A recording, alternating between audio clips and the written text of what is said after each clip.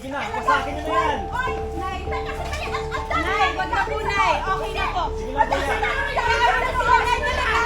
Ano ng tatay mo yan? Mga gamit sa loob, ilabas nyo na! 5, 4, 3, 2, Action! shoot! Dalawa lang yung poste. Pag nanasok ito, Itong dokumentong nagpapatunay na sa akin. Huwag kang mag-alala, Roger. Babayaran kita sa nagastos mo sa bahay ko.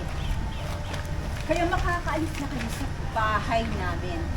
At pati sa buhay namin. Layas! Ano ba? Ang ginagawa niyo? Layas! Hindi. Hindi ko tatanggapin ang pera mo, Elena. Wala akong pake sa sinabi ng korte.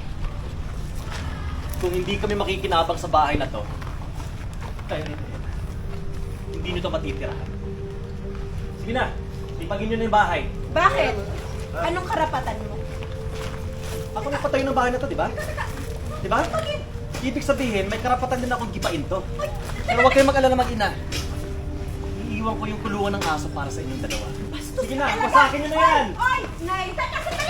Nay, wag na po, Nay! Okay na po! Sige na, kuya! Bigyan nyo natin! Tatay mo yan! Mga gamit sa loob, ilabas nyo na. Pasakin nyo yung bahay. Sige na! Nay! Maawa naman kayo! Ang alaala ng asawa ko yan! Marami kami guys! Nay, pagkati mo! Huwag mo! Sige lang, kuya. Huwag mo!